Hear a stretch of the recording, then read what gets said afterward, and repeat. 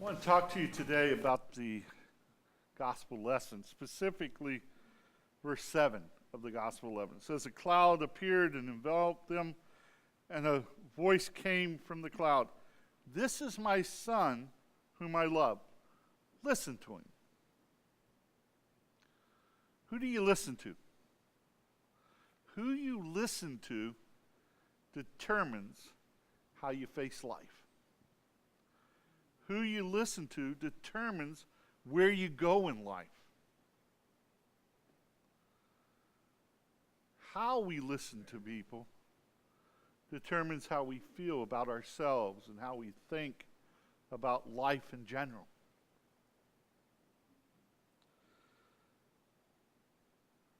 We direct our behaviors based on what we think about the messages we have received in our lives. If the messages are law-oriented, that is, do this, do that, God won't love you unless you obey or unless you follow him, or he won't care about you, or he won't help you unless you're holy and righteous and things like that, then our view of God is going to become distorted and darkened. And we're not going to see the grace and mercy of God.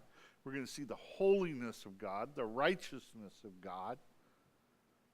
But we're going to be stuck in our sin. And our hearts are going to be darkened with a lack of hope. That's what happened to the Jews. Because their souls were darkened by the law. Now, the law's purpose is to tell you what's right and wrong, tell you what's good in God's eyes, and to show you your sin. And to show you that if you do go against these behaviors, you're going to hurt yourself.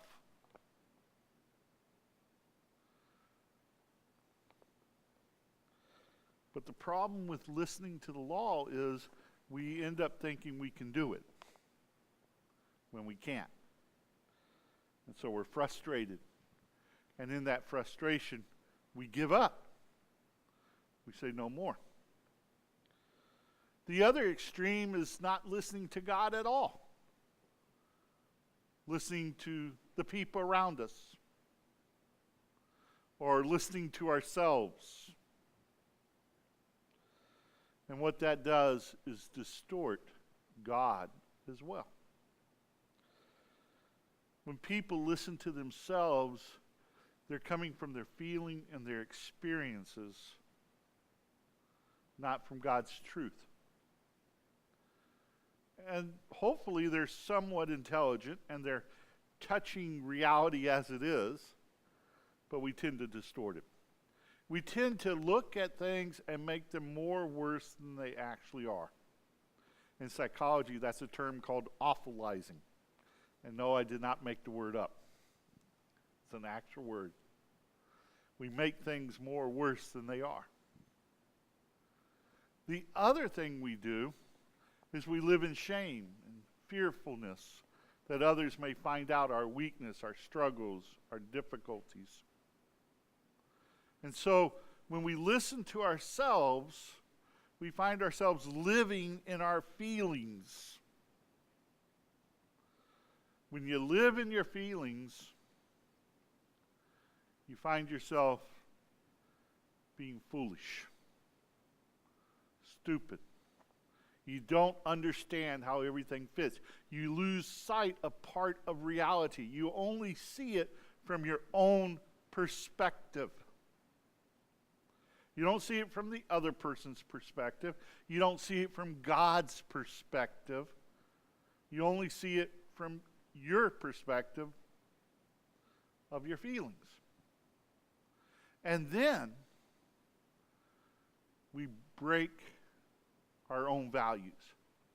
We become disobedient. We do things to cope with the feelings that we even know are wrong ourselves.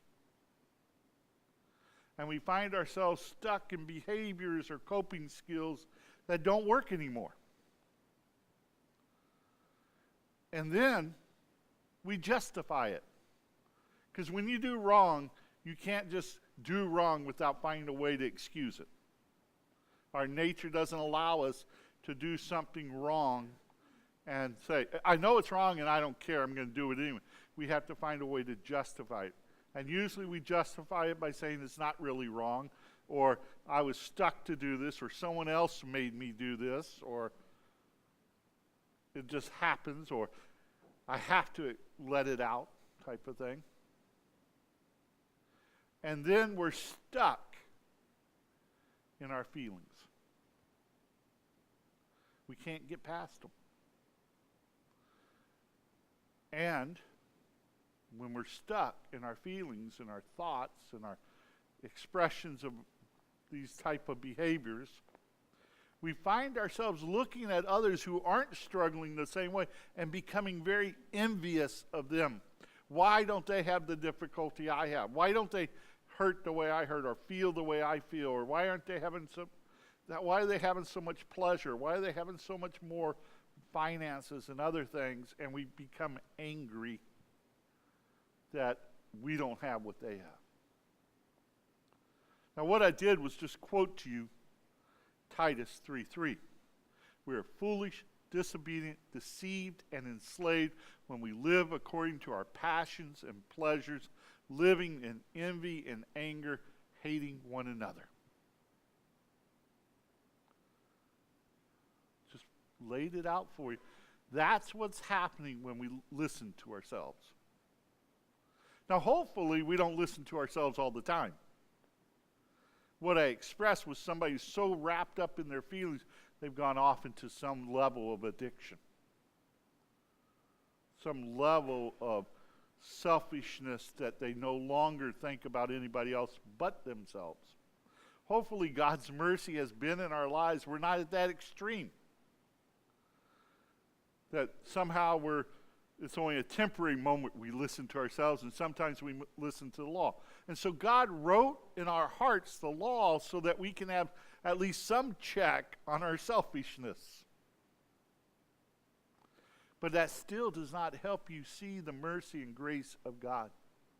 That still does not help you come into confidence of God's love and care and help.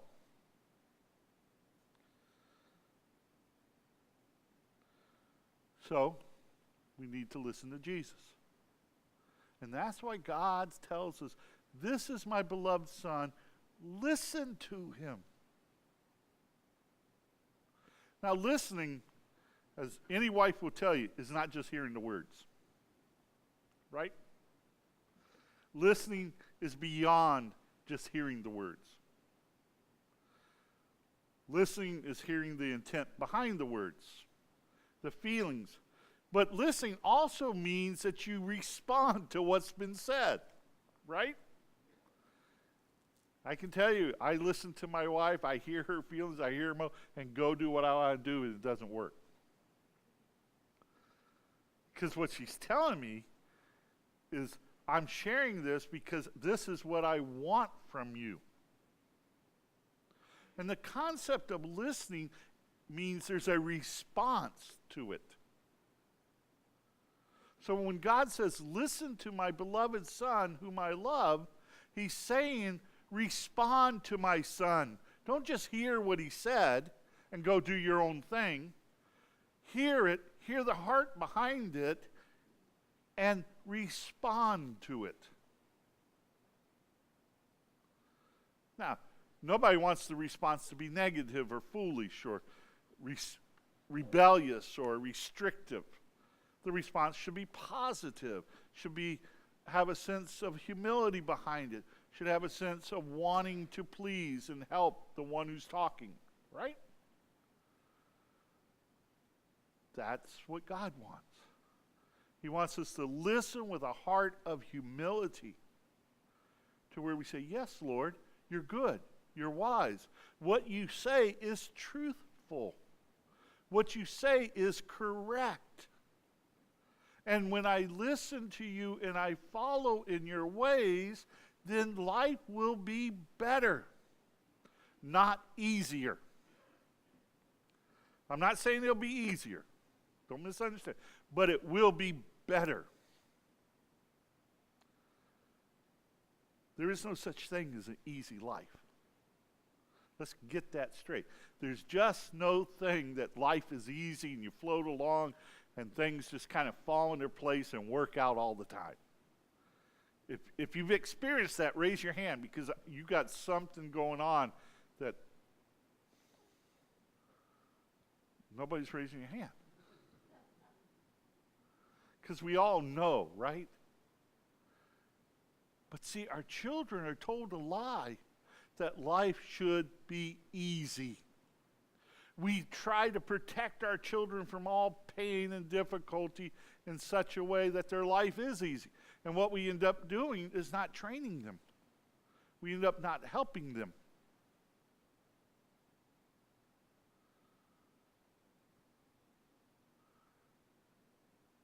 But if we listen to God, He would say, teach them to know me, and they can handle life. Teach them to walk in my ways, and life will be better for them.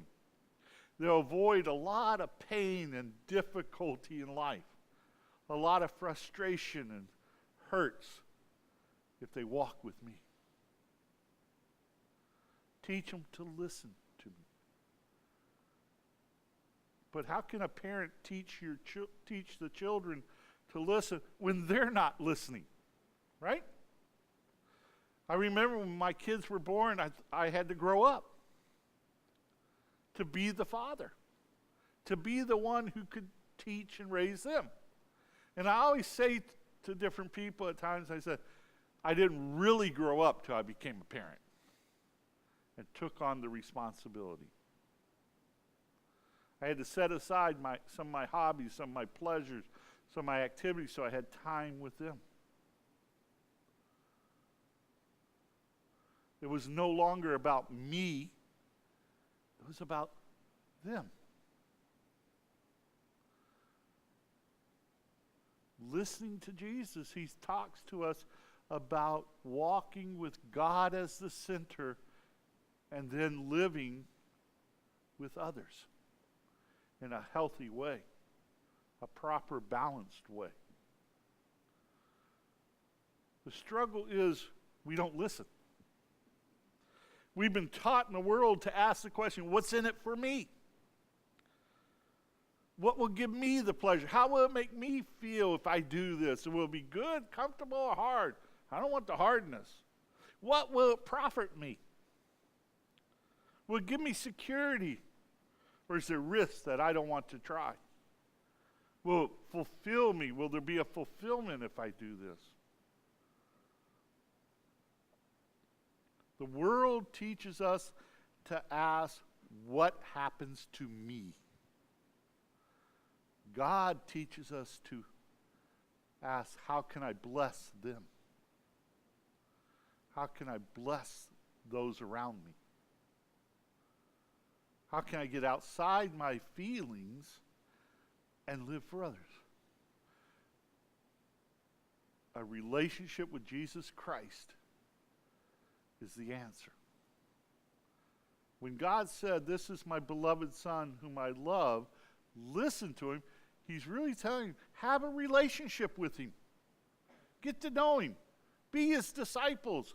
Follow after Him. He will teach and guide and shape you in the ways of truth and grace and mercy and kindness and forgiveness and healings. Listen to Him. Don't ignore Him. Don't take part of what He says. Hear the fullness of what He's teaching and let it be part of your life. I found myself many times as I've grown in my faith thinking I'm listening when all I'm doing is learning a few facts, but not responding the right way. Still kind of focused on my own feelings, my own needs, my own wants, rather than taking that truth and letting it be what guides and shapes the way I act. And as I've grown through the struggles of temptations and sins and failures and weaknesses, I've come to realize that listening requires a real humility of submitting yourself to God, of saying God is perfectly good. All that he says is absolutely true and correct and right.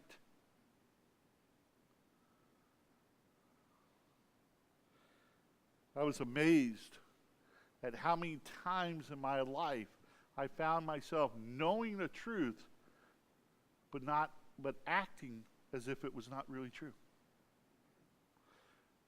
God says, do not exasperate your children. That is, do not be so demanding, so authoritative, so controlling that they're stuck in a box and they have no way of dealing with who they are or their own selves. And I found myself dealing with my kids in a controlling, exasperating way. And in prayer, sometimes God would say, wait a second. Or sometimes through my wife, God would say, wait a second. Or sometimes through the kids, complaining. And the fact was, I was not trying to bless them. I was trying to make my life easier. And that's where the problem comes. Same thing as a pastor. Sometimes as a pastor, I get caught up in my ways and not your needs. We all do that. That's part of the struggle, right? Being able to put the other person first, our spouse, our children, our friends.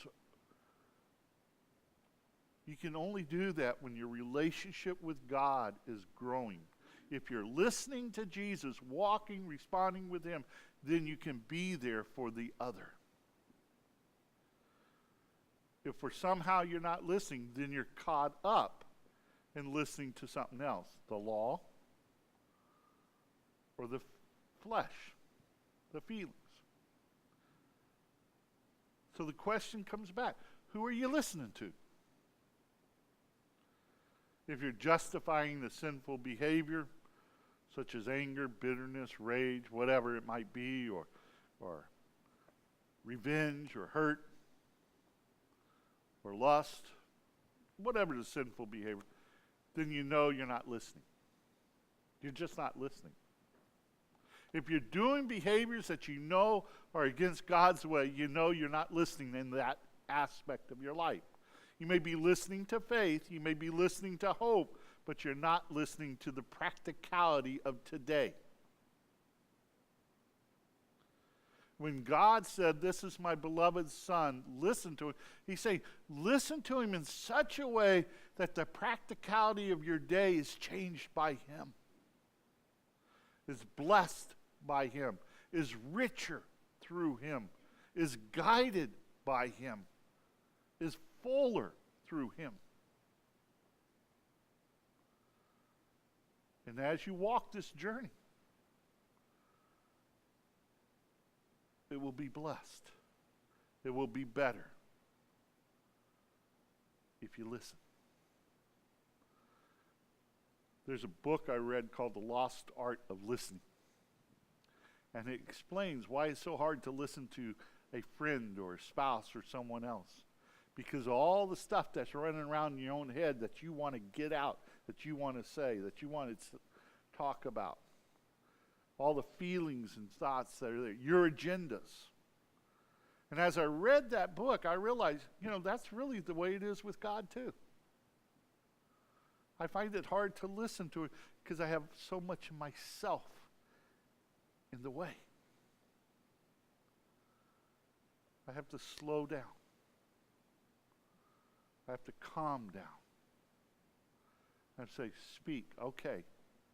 I'm setting aside my agendas. I'm setting aside my needs, my want. I want to hear your heart. Tell me. Tell me what you want to tell me. And when I do that with God, there's a blessing that comes into my life. A peace, a forgiveness, an acceptance, an encouragement, a guidance that allows me to make the next step in the task or the activity I have to do, or the person I have to talk to, or the one I'm worried about. When I slow down to listen to Jesus, life is better.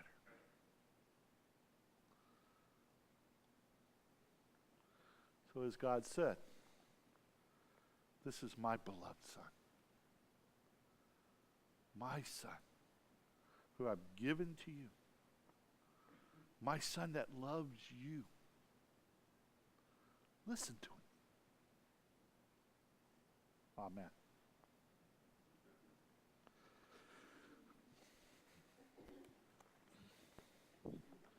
We arise and